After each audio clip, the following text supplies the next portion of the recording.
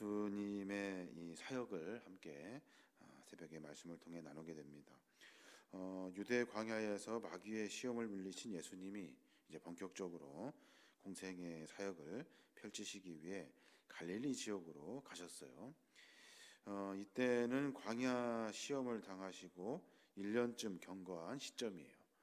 그러니까 그때가 세례 요한이 그 헤롯의 불륜을 직고했다가 옥에 갇혀 있게 되고 죽게 되죠.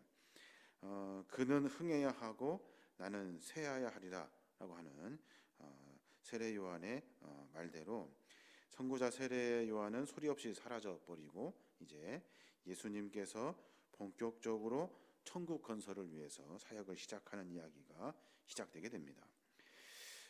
예수님은 본격적인 전도 사역을 위해서 고향 나사렛을 떠나셔서 가버나움으로 가시고 그곳을 갈릴리 전도의 본거지로 삼게 됩니다. 오늘 13절에 그렇게 기록되어 있죠. 나사렛을 떠나 스불론과 납달리 지경 해변에 있는 가버나움에 가서 사시니라고 말해요. 나사렛을 떠나서 이제 가버나움으로 오신 거예요. 가버나움이 어디입니까? 가버나움은 갈릴리 그 해안에 위치한 그런 곳이에요. 그곳은 어업과 교통의 중심지고 로마의 그 군대, 그 수비대가 진을 치고 있었던 곳이고 또 무역이 이렇게 활발하게 이루어지는 곳이어서 세관이 많았던 그런 곳이에요. 뿐만 아니라 많은 인구가 살았던 그런 왕성한 도시입니다. 예수님께서 고향 나사렛을 떠나셔서 가버나움으로 가셔서 그곳에서 이제 전도의 사역을 시작하신 거예요. 11절에 보니까 그렇게 말씀하셔요. 이때부터 예수께서 비로소 전파하여 이르시되 회개하라 천국이 가까이 왔느니라 하시더라 라고 선포하셔요. 가버나움에 가셔서 이제 복음 사역을 시작하시게 된 겁니다. 갈릴리 지역, 이 가버나움 지역은 남부 유대 지역에 비해서 정치적이고 종교적이고 경제적인 면에서 훨씬 뒤떨어진 곳이에요. 정치적으로는 수도 예루살렘에 있었고 또 수도 예루살렘에서 멀리 떨어진 변방의 지역이에요. 경제적으로도 많은 무역이 있다고 하지만 대부분 사람들이 가난한 사람들이고 종교적으로 화려한 성전이 있는 곳이 아니라 변방이어서 성전이 아니라 다른 여러 종파들이 서로 모여서 섞여서 사는 그런 곳이죠.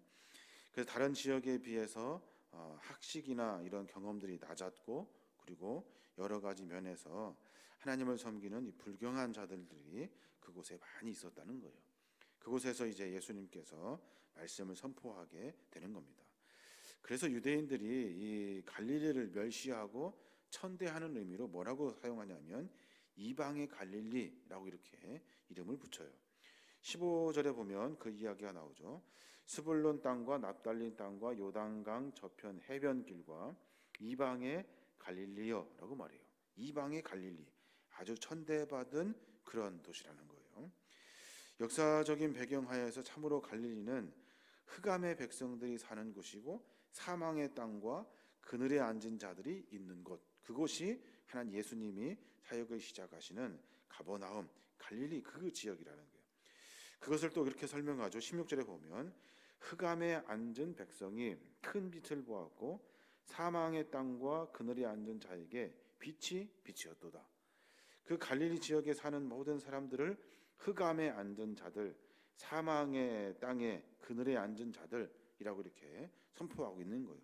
그곳에 예수님이 계시니 큰 빛을 그들이 보게 되고 큰 빛이 그들에게 비추어졌다라고 이렇게 선포하고 있는 겁니다. 오늘 예수님의 첫 그 일들을 가만히 묵상해 보면 예수님은 베들레헴의 마구간에 나셔서 조그만한 나사렛이라는 동네에 자라십니다. 그리고 나서 멸시받고 천대받는 갈릴리 지역을 전도 무대로 삼아 가지고 천국 복음을 전파하고 계셔요. 예수님의 사역은 비천하고 소외당한 사람들, 빈부 귀천이나 남녀 요소를 가릴 것 없이 연약하고 힘없고 나약한 자들에게 찾아오셔서 그들에게 하나님의 은혜의 선포를 하시는 거예요. 갈릴리 지역은 예수님의 복음의 근거지로 삼을 만한 이유가 없죠. 하나님의 사랑이 아니면 그곳을 통해서 복음이 시작되도록 하실 이유가 없는 거예요. 마찬가지로 우리도 연약하고 멸시받고 천대받고 무식한 우리들, 주께서 우리에게 은혜를 더하여 주셔서 우리에게 찾아와 주셨고 우리의 삶 속에서 하나님의 은혜를 만나게 하신 거예요. 이것은 다른 이유가 아니라 하나님의 사랑이고 하나님의 은혜라는 거예요. 그 은혜를 우리가 깊이 깨달아야 하는 겁니다. 아무것도 아닌 우리를, 죄에서 그냥 허덕이다가 죽을 수밖에 없는 우리들을 주께서 찾아와 주셔서 사랑을 보여주시고 십자가의 은혜를 베풀어 주시고 그 은혜를 우리에게 허락해 주셨다는 거예요. 그 귀한 은혜를 잃어버려서는 안 되는 거예요. 또 예수님의 사역 중에 우리 18절부터 이어져 내려온 이야기를 보면 예수님께서 제자들을 부르셔요.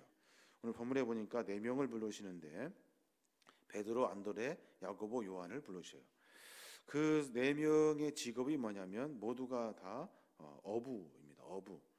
그 갈릴리 그 호숫가에서 물고기를 잡고 있는 사람들을 예수님이 부르신 거예요. 뭐 학식이 있고 똑똑하고 돈이 많고 그런 사람을 부르신 것이 아니라 그곳에서 열심히 생업에 종사하는 사람들을 예수님이 부르셨어요. 예수님의 부름에는 특별한 의미가 들어 있습니다. 그 의미가 뭐냐면 어부, 비천한 제자들을 자기의 제자로 부르신 거예요. 비천한 갈릴리 어부들을 예수님의 제자로 부르신 거예요. 빠르게 일을 하고 그리고 효과적으로 일을 하기 위해서 똑똑한 사람도 필요하고 많은 재물을 가진 사람들도 필요할 거예요. 예수님에게는 그런 것들이 필요하지 않아요. 비천하지만 연약하지만 힘이 없지만 배운 것이 없지만 예수님은 그들을 제자로 부르셨다는 거예요. 부르셔서 하나님의 거룩한 사명 앞에 세워주시고 사랑과 은혜를 베풀어 주셔서 그들을 통해서 복음이 전파되게 하신 거예요. 그러니까 세상의 원리로 보면 이해할 수 없는 부분이에요.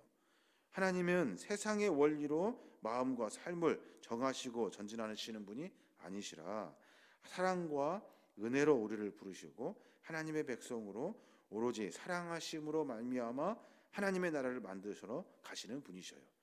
그렇기 때문에 연약하지만 가난한 이들을 부르셔서 하나님의 십자가의 사역에 동참하게 하신 거죠. 그 은혜를 우리가 깊이 깨달아야 하는 겁니다. 또 누구를 부르셨습니까? 예수님은 연약하지만 열심히 사는 사람들을 불렀어요. 열심히 사는 사람들을. 오늘 말씀해 보니까 여러 본문의 말씀이 있습니다만은 18절과 21절의 말씀에 보면 그들이 하고 있는 일들을 기록해 놓고 있어요. 갈릴리 해변에 다니시다가 두 형제 곧 베드로라 하는 시몬과 그의 형제 안드레가 바다에 금을 던지는 것을 보시니 그들은 어부라. 금을 던지는 것을 유심히 보셨다가 그들을 제자로 삼으셨어요. 21절에 보니까 거기서 더 가시다가 다른 두 형제 곧 세베대의 아들 야고보와 그의 형제 요한이 그의 아버지 세베대와 함께 배에서 금을 깁는 것을 보시고 부르시니 라고 말씀하셔요. 예수님께서 가만히 그들을 보신 거예요. 그랬더니 그들이 그물을 열심히 깁고 있어요. 그것을 보시고 예수님이 그들을 제자로 불러 주신 거예요. 빈둥거리고 놀고 게으름 피고 할 일 없는 사람들을 부르신 것이 아니라 연약하지만 가난하지만 생업에 최선을 다해서 성실히 일하는 사람들을 예수님이 부르고 계시는 거예요.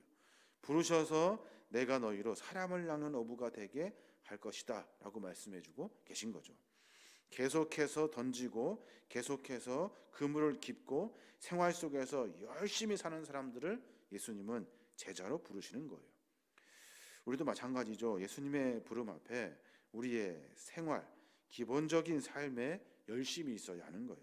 아무나 부르는 것이 아니라 열심히 보잘것없지만 연약하지만 자기가 맡은 일에 성심성의껏 다하고 최선을 다하는 사람들을 예수님이 부르시는 거예요. 그 부름에 응답하는 제자들이 12명의 제자들을 주께서 선택하여 부르신 겁니다. 또 그들의 부름의 특징을 가만히 보면 즉각적인 반응들이 있어요. 즉각적인 반응. 여러 말씀들이 있습니다만은 22절에 보면 그들이 곧 배와 아버지를 버리고 예수를 따르니라 라고 말씀해요. 그들이 배와 아버지를 버려두고 예수님을 따릅니다. 너희들은 이제 사람을 낳는 어부가 되게 하리라 라고 말씀하시는 그 예수님의 말씀을 듣고 배도 버리고 아버지도 버리고 예수님을 따라가는 거예요. 예수님의 권위와 능력이기 때문에 가능한 일이 아니라 예수님을 향한 자기의 본심, 순종하는 마음, 전적으로 그를 쫓으려고 하는 그의 심령이 예수를 쫓게 한 거예요. 우리의 모습도 마찬가지입니다. 아무리 불러도 아무 대답 없는 사람이 있어요. 주께서 부르시는 그때 즉각적으로 반응할 수 있도록 늘 마음과 삶 속에 하나님을 고민하며 삶을 살아야 돼요. 언제 나를 부르실까 고민하면서 삶을 열심히 최선을 다해서 사는 모습이 우리의 모습이 되어야 하는 거예요. 그때 부름에 즉각적으로 응답할 수 있는 거예요. 배도 버리고 그리고 아버지도 버리고 다 버리고 예수님을 따를 수 있었던 유일한 이유는 주님을 고민하며 하나님의 때를 쫓으며 살았던 제자들의 모습을 우리가 성경을 통해서 엿볼 수가 있는 겁니다. 오늘 말씀을 가만히 묵상해 보면 그런 생각이 듭니다. 부름받을 만한 자격이 있는 사람을 주님이 부르셔요. 아무나 부르는 것이 아니라 보면 어부이고 무식하고 돈이 없고 아무것도 아닌 것 같아요. 근데 예수님은 그들을 유심히 보십니다. 열심히 삶을 살아내는 사람들을 주께서 부르셔요. 부르셔서 주님의 거룩한 십자가의 사역 앞에 세워주셔요. 뿐만 아니라 예수님께서는 매 순간의 삶 속에서 주님의 부르심에 응답하려고 준비하는 자들을 부르시고 그 응답에 순종하는 자들을 부르셔요. 늘 주님이 언제 우리를 부르실 것인가, 주님의 뜻은 무엇인가 늘 묵상하면서 삶을 살아내는 사람들을 주께서 부르시고 그 부름을 즉각적으로 응답할 수 있는 방법은 매 순간의 삶을 하나님을 묵상하며 사는 거예요. 그때 우리는 하나님의 응답으로 말미암아 그 부름에 응답할 수 있고 주 앞에 나아갈 수 있게 되는 거예요. 우리의 삶의 여정 가운데 다른 것이 중요한 것이 아니라 하나님의 은혜, 하나님의 사랑, 하나님의 부르심이 중요해요. 그게 우리가 살아야 할 유일한 일이 되는 겁니다. 오늘 예수님은 가장 연약하고 가장 천대받는 이방의 갈릴리 땅에서 복음의 사역을 시작하십니다. 보잘것없는 그 지역에 시작된 복음이 지금 현재 우리의 귀에게까지 들려서 우리가 구원받을 수 있는 하나님의 은혜를 만나게 되는 거예요. 가난하고 무식하고 배운 것 없어 다른 사람들에게 천대받았던 그 어부들이 열심히 삶을 살아내는 모습을 보시고 주님이 그를 부르셨고 그들이 순종하는 마음으로 응답했기에 지금 우리가 복음을 듣고 구원의 은혜에 참여하게 된 거예요. 순종하는 삶은 늘 하나님의 역사를 이루어냅니다. 그 은혜로 말미암아 하나님의 나라가 완성되게 되는 겁니다.